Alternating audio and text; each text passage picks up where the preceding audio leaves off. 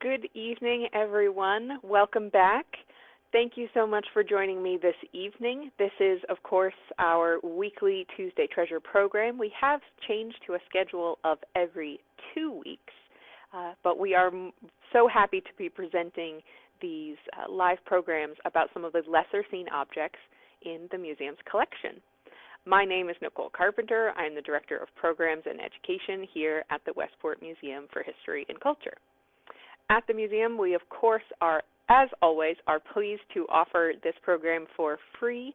We do have a suggested donation of $5 for all of our programs, but we understand this is a difficult time and encourage you to support the museum however you can. We are still doing our live programs, and we thank you so much for the support you have already given us and will continue to. If you are enjoying our programs, such as tonight's program, you can always follow and like us on our social media handles to be notified when we are doing live programs and also when our recordings of other programs are posted. On Facebook and Twitter, you can follow us at Westport History and on Instagram at Westport History Museum. If at any point during our program tonight you have any questions, comments, anecdotes that you would like to share, please do put them in the comments box, and I will get to as many of those as I can at the end of my presentation for you tonight. As you may already know, we are discussing what we are calling lapsed labors this evening. These are methods or tools that are no longer used, but were used commonly in the past. To get started tonight, I am going to put on my gloves. Now, these are new gloves. I don't think that I've used on our programs before. These are nitrile gloves. These are not latex gloves. So these are particular gloves that we are using now currently in the museum as a better quality item to handle our collections. So these are acid-free. They protect my objects just as those white cotton gloves that you may have seen me wearing before would have, but these are actually better for our collections. So just don't be alarmed that I'm wearing a different kind of protection this time. So the first thing that I would like to show you tonight, we have two examples of them, and they are these items here in the front. Now these, if you can get a little bit better look at them, are candle snuffers or candle wick scissors. We have this pair here, which you can see. These are a little bit simpler than the other pair that we have. Very, very common. You will see these at many historical societies. I've heard people say that their grandmother still had some. Now, this pair is a little bit more elaborate than the other. The handles show a little bit more decoration. But these items would have been used very, very much like their name suggests. They are scissors, but they were used to trim candle wicks. Again, very self-explanatory with their name. Approximately from the medieval era, candles were very, very commonly used pieces of equipment that had a wick. Again, the candle goes back much, much further. Lamps were being used by the Romans, the Egyptians, very common. But candles themselves with a wick were very, very widely used in the medieval period. We know that tallow was used to make these candles, which is from animal fat. Wealthier citizens would use beeswax, and later on into the 1800s and the 19th century, we of course see the whale industry rise, and spermaceti, which is crystallized whale oil, was then used to make really fine candles and lantern oil to burn. But all of those candles had a wick, and even today, candles still have a wick. I mean, that's how we light them. But to create the brightest light and the purest light without giving off a lot of smoke, a pair of candle wick or wick trimmers were needed. And that's the reason that they didn't have just a normal pair of scissors. of course, the wick is sooty, or it might be hot, so they actually included this box on the side to catch the trimmings. These are very shallow. The box on these scissors is not very deep at all. On the other, it's a bit wider and deeper. And even today, there are candle companies that still advertise candle wick trimming scissors, but they tend to almost go down into the candle so that you can cut a wick that is much, much further down. These were used for freestanding candlesticks. So these are definitely an item that, while they are still actually sold today, candle wick trimmers, they've definitely changed in their style, and most people, when they burn a candle, are not using a pair of scissors to trim their wicks. It's definitely not something that I think most people use, even if they use a candle frequently. The next two items that we'll take a look at are over here on this side. These both are laundry presses or ringers. The first example that I have here in the front, this is an earlier model. This is dated to about 1871, and this was created by Edward Carter of Troy, New York. We know that Carter was a gifted inventor. We know that he won a bronze medal from the New York Agricultural Society in the 1870s, in 73 actually. And he had several other patents to his name, but this was a very commonly used piece. This, not candles, laundry wringer was something that was used by women of every class. A common woman would be using this for her family's laundry. Maids would be using this for the wealthier classes. This is made entirely of wood. It does have some metal springs on the side. It has a metal bar for the handle, but it is entirely, everything else is made of wood. And it functioned by, of course, having this, this cylinder here that has these grooves. The fabric, the wet fabric, would be fed in, and these grooves fit very, very tightly along this bar here. And once the fabric was fed through, the handle would be turned, and the grooves would actually disperse the water. And after running a piece of fabric through this several times, it would be much drier than it had started. And after it had been wrung, then it would be hung on a line before being ironed. The model behind it is a bit later. This is a wringer from the 1890s. This model is from the later 90s. This is manufactured by the Lovell Manufacturing Company out of Pennsylvania. And this was one of the very popular styles of laundry wringers in the 1880s. It's originally patented in the 1880s. There was Lovell, who created this model, and then there was also the American Wringer Company. Those were the two very large manufacturers of these wringers. Now, the usage of this wringer is almost identical to the first model that we looked at. Actually, if I move this one just over to the side a bit, you'll be able to see this model a bit better. There are two cylinders here in the front. They function with a handle just on this side where the fabric is fed through and turned. Very, very similar. But this was an easier piece to use because it could be, the handle could be turned much faster. The wheels didn't have, or the cylinders here didn't have the grooves that kind of caught and made the fabric have the potential to get stuck and things like that. So there were definitely improvements for this model. But also, Lovell used this wringer for marketing. This entire piece, if I can turn it around here, you'll be able to see it a little bit better. I'll show you the side first. On the side, they actually, down here on the bottom, I'm not sure how well you can see it. It is a bit faded. They actually advertise their ball bearings. Lovell not only manufactured laundry wringers, but also mouse traps, bed springs, ladders, cash registers, and ball bearings. And it's here on the side that they actually advertise one of their other products. There are other forms on this wringer as advertisement for them as well. On the back side here, on the nameplate, you can actually read Lovell Manufacturing Company.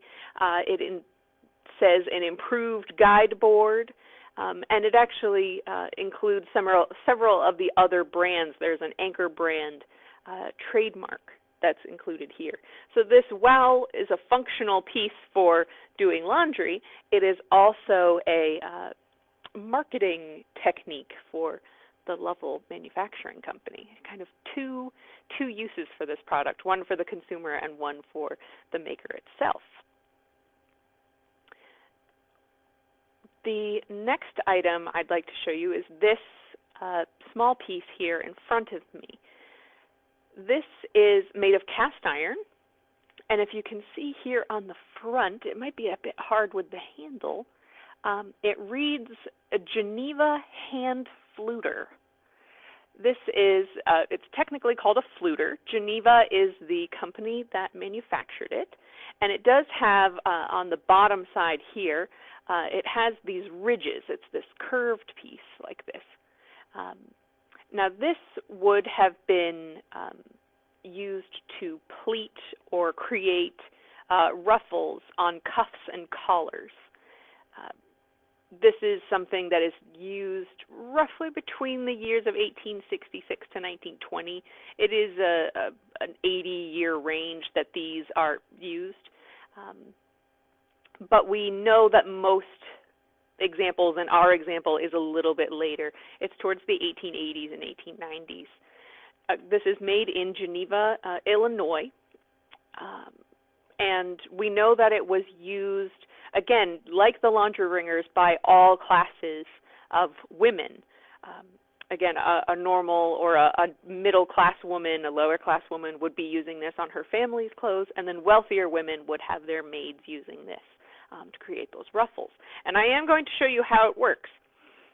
So I have a piece of regular old paper, but how it would have worked is the base would have been either put on top of a stove and heated, or it would have been put into an open hearth and heated. So this base would have been very, very warm. Now it was a tricky business to heat these to the correct temperature. You didn't want to burn the clothing. One way to help safeguard that was to moisten the clothes. You wouldn't want them sopping wet like coming out of a wringer, but you would dampen them just like you would if you were ironing something today. You spray some water on it before you iron it. Once the fabric was wet and the base was warm, you would lay the fabric on top, and then the top piece would be laid on. And by going back and forth over the fabric, it would create these ruffles or pleats. And actually, it being cast iron is very helpful to the process because the weight of it, as well as the heat, would have helped put in these ruffles. So then you can see it puts these lovely little pleats or ruffles into either a collar or a cuff, whichever you were pleating at the time. And this was a huge time saver for women, whoever was using this piece. To hand pleat a collar or a cuff is extremely time consuming. To iron every single one in, this was an innovation that made it much faster. Still a very, very careful process because of singeing and the possibility to burn larger holes into fabrics, but it was a huge time saver for the women who were able to get it. We also know that this item throughout the later 19th century is very, very popular. We know that it was actually exported globally as well. So this is not only an American innovation, but it was a global export as well. The last two items that I wanted to show you are connected with the shoes here. I wanted to show you this item. It's a very, very small item, and this is actually two items in one. So this is on the top here. This is a shoe horn, and this is to help put your heel into a shoe. I know people who still use shoe horns to get into boots and things like that. On the other end, there is this hook. This particular item, actually in the middle, it has a small nameplate, which you might be able to see a little bit here. And this is a Souvenir shoe horn and button hook from Niagara Falls. So this is a piece of merchandise that was bought while at Niagara. We know that Niagara has always been, when there were people in the area and able to travel, has always been a very popular tourist destination. Souvenirs have been traded and bought there for a very, very long time. We know that Niagara Falls was made much easier to travel to in the 1820s with the completion of the Erie Canal. It was made very, very easy to travel to the falls. And by the late 19th century, it's known as the honeymoon capital of the world. So that may have been where this item was acquired on honeymoon. We're not sure. Another item that I wanted to show you, or another button hook that I wanted to show you, and this is a Victorian piece. So this would have been in the late 19th century. This has a very, very beautifully decorated handle, and its hook is very, very small. The other hook was a bit larger, but this is probably from around the 1890s or 1900, sometime around there. Now, a shoe horn I have seen used in my lifetime, but I have never seen a button hook being used. Now, button hooks, just in case you don't know what it is, button hooks were used on shoes. This is a lady's shoe. This is from roughly 1900. It is a white kid or a leather shoe, and it has these lovely pearlescent buttons all the way up the shoe. And this was very common for both men and women, as well as children and adults, to have these buttons on shoes. But it is very time-consuming to do up all of these little buttons, and they are quite small. I know that also certain shirts and dresses had buttons, and it was very time-consuming to do up all of these buttons. This shoe has over, I think it has 12 or 15 buttons, and it would take a long time to have to do all of these buttons every time that you put on your shoe. So what you would do is you would use your button hook to do up those buttons. Now, I do have here, let me move our Fluter over. I have a reproduction shoe from 1900. This is also made of leather, including the sole, and this is also done up with buttons on the side. This is a reproduction button hook. So this is very, very similar to the collection piece that we have, but this reproduction is much longer. It's a little bit easier to use because it's not quite so dainty. But a button hook like this would have been used, and I'll show you on the reproduction shoe. This would have been used by taking the button hook and putting it through the hole, or the button hole, and then, I do have to look at my boot to be able to do this. You would take the hook on the button hook, and you would loop it around the button on the shoe, and with a twisting motion, you could pop the button through. And someone much more practiced than me would be able to do their shoe up very, very quickly and without as much strain on their hand. It saved a lot of time, and it was much easier on your fingers. I have not seen these used in a very long time, but there is a growing movement of vintage fashion and things like that. So you can still find them, both reproductions and vintage examples. All of these items are most likely not used or are not used very frequently by most of us.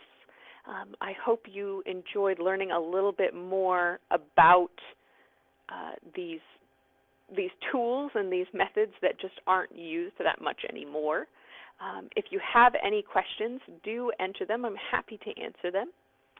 If not, I thank you so much for joining me. I hope you enjoyed taking a look at all of these pieces. And if you have any questions in the future, my staff and I are always looking over these programs, the recordings, to see if there are any new questions, and we do our very best to answer those. So I want to thank you one last time for joining me this evening, and I hopefully will be able to see you in 2 weeks with our next Tuesday Treasure. Have a great night, everyone.